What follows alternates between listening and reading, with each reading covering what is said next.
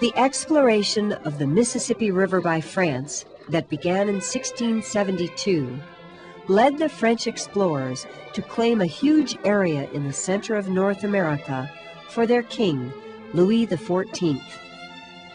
King Louis was what historians call an absolute monarch, meaning that he personally held all of the political power in France. He ruled as he saw fit, and he did as he pleased. King Louis was also extremely fond of both money and luxury. And it was in the early 1660s that he began construction of his new royal palace of Versailles, seen here.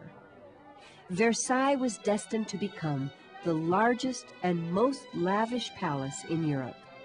It was to serve both as his home and as the headquarters of the French government. And it was while Versailles was still being built that King Louis XIV decided to make New France, or Canada, which was the largest French colony in North America, a royal colony, in order to bring it much more firmly under his control. In particular, the king wanted New France to grow more rapidly, because at that time, its population was still very small compared to that of the rival English colonies just to the south. So in 1666, King Louis XIV commanded that an additional 2,500 French citizens be sent to settle there.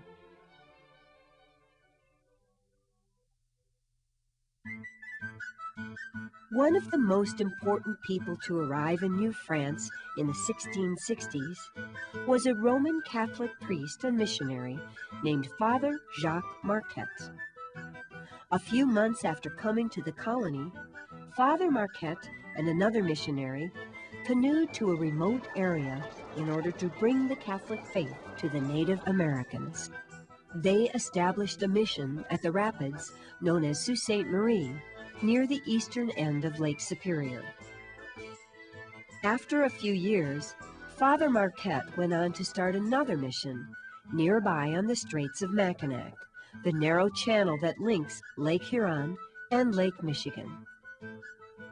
Because of its strategic location, where three Great Lakes meet, the Straits of Mackinac, known as Michilimackinac in the native tongue, soon became an important center of the French fur trade. In fact, it wasn't long before the French put up a fort just across the straits from Father Marquette's mission. And over time, Fort Michilimackinac grew in size until it looked like this. In the early summer of each year, the French fur traders, who collected pelts from Indians in far-off areas, would come to Michilimackinac to rendezvous, that is, to meet, with merchants from Montreal. Back then, most of the French fur traders, missionaries, and explorers traveled in lightweight canoes like those used by the Native Americans. These small boats were made from pieces of birch bark tied to a wooden framework and sealed with pitch. The merchants who canoed from Montreal to the annual summer rendezvous had to paddle across the Great Lakes, the largest bodies of fresh water in the world.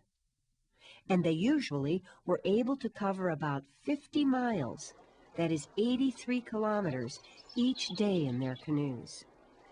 Once they reached the rendezvous, the merchants exchanged trade goods such as guns, iron pots, knives, and blankets for valuable furs. After that, the furs were loaded into canoes and taken back to Montreal, where they were shipped to France. When Father Marquette first came to the Great Lakes back in the 1660s, the French had already been exploring the region for more than 30 years.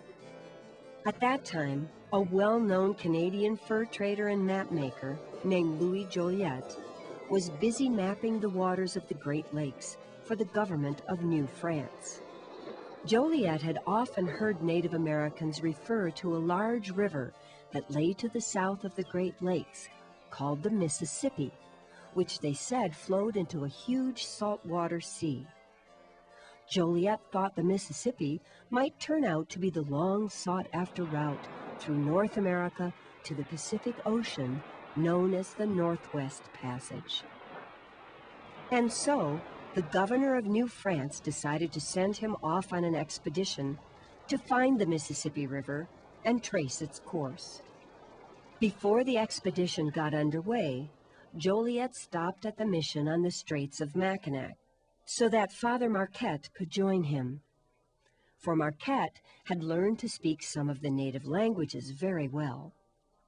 In May of 1673, Joliet, Marquette, and a few other explorers paddled down Lake Michigan to another Catholic mission on the edge of Green Bay. From there, they canoed across what is now the state of Wisconsin. And by the middle of June, they were gliding down the Wisconsin River seen here.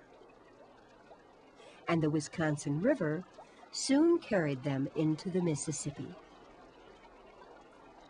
As Marquette and Joliet headed downstream, they passed huge herds of buffalo grazing along the riverbanks. And as the explorers floated along, it became increasingly clear that the Mississippi was flowing south towards the Gulf of Mexico, not west toward the Pacific Ocean, as they had hoped it would. When Marquette and Joliet reached the Arkansas River, they decided to turn back, for they had run into hostile Indian tribes and feared that if they went any further, they might encounter enemy Spanish troops as well.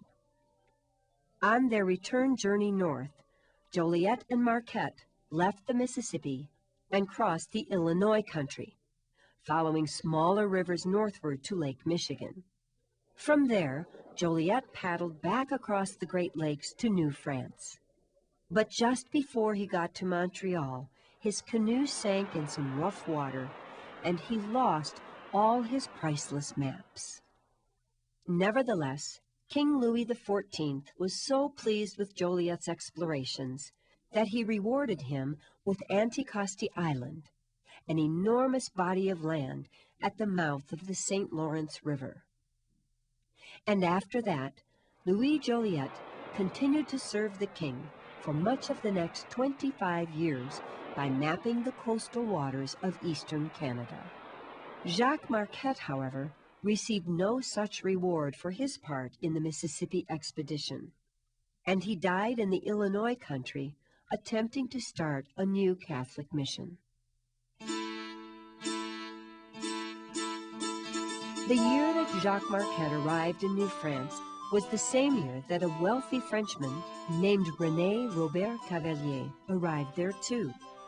Cavalier's official title was the Sir, or Lord, de LaSalle, but he was known simply as LaSalle. Shortly after coming to North America, LaSalle had explored the Ohio River region for France. After that, King Louis XIV rewarded him with some land on the northern shore of Lake Ontario, where he established a successful fur trading outpost. At that time, LaSalle, like Joliet, had come to believe that the Mississippi River flowed into the Gulf of Mexico, and he was determined to lead an expedition to find the river's mouth in order to see if he was right.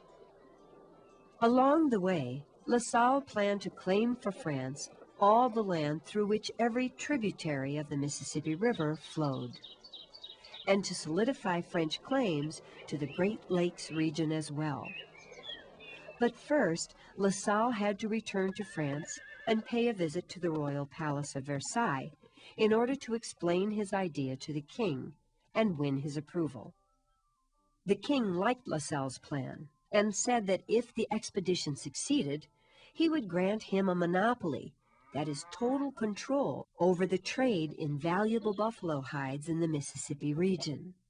However, King Louis informed him that he would have to pay for the expedition himself. LaSalle decided to risk it, and before he began, he constructed a good-sized sailing ship on the shores of Lake Erie. In early August of 1679, LaSalle's expedition set sail for the Straits of Mackinac in the new ship.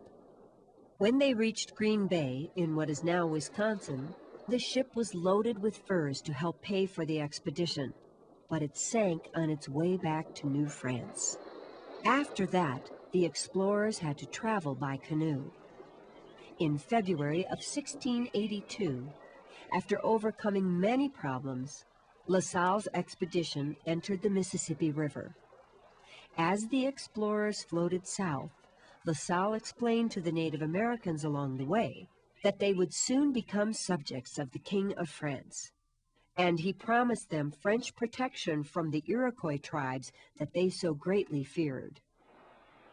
After 2 months on the river, the expedition finally reached the open waters of the Gulf of Mexico.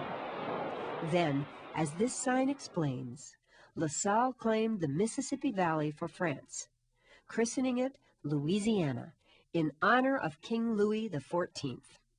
And the vast territorial claim that LaSalle made for France stood right between the Spanish and English colonies and took up most of the center of what is now the United States.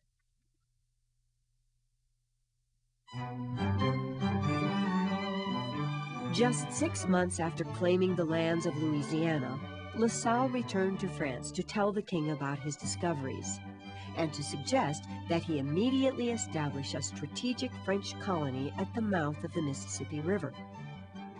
The king approved the idea and was extremely pleased that LaSalle had claimed so much land for France. So he sent him back to the Gulf of Mexico with about 400 settlers to found a new colony.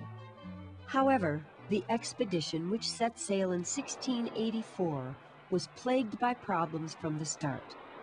On their way to the Gulf, Spanish pirates captured one of LaSalle's ships. And then, without an accurate map to guide him, LaSalle was unable to find the mouth of the Mississippi River from the waters of the Gulf. Finally, he gave up and came ashore at Matagorda Bay on the coast of what is today the state of Texas, losing a second ship as it tried to enter the bay in a storm. Things soon grew worse because tribes of Native Americans already inhabited this part of the Texas coast, and they did not want the Europeans to settle there. Besides that, the marshy land in this area proved to be unsuitable for farming, and there was a great loss of life from disease as well. LaSalle continued to search for the mouth of the Mississippi among a bewildering maze of coastal waterways until his one remaining ship was destroyed in an accident. After that, the explorer grew more and more desperate and decided he had to get back to New France for help. And so he headed off north across the vast empty plains of Texas. But LaSalle was murdered by 2 of his own men before he got very far. And with his death, in the year 1687, the first attempt at establishing a French colony on the Gulf of Mexico came to a most unhappy ending.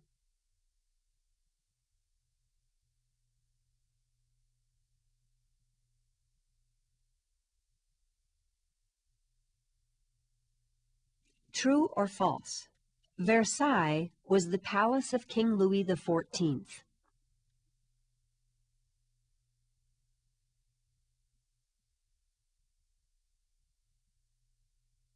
True or false? At a rendezvous, furs were traded for guns and other goods.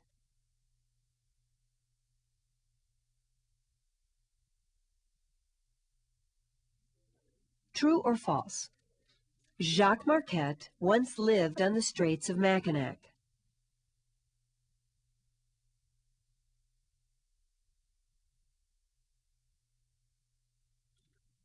True or false? The first French explorer to reach the mouth of the Mississippi River was Louis Jolliet.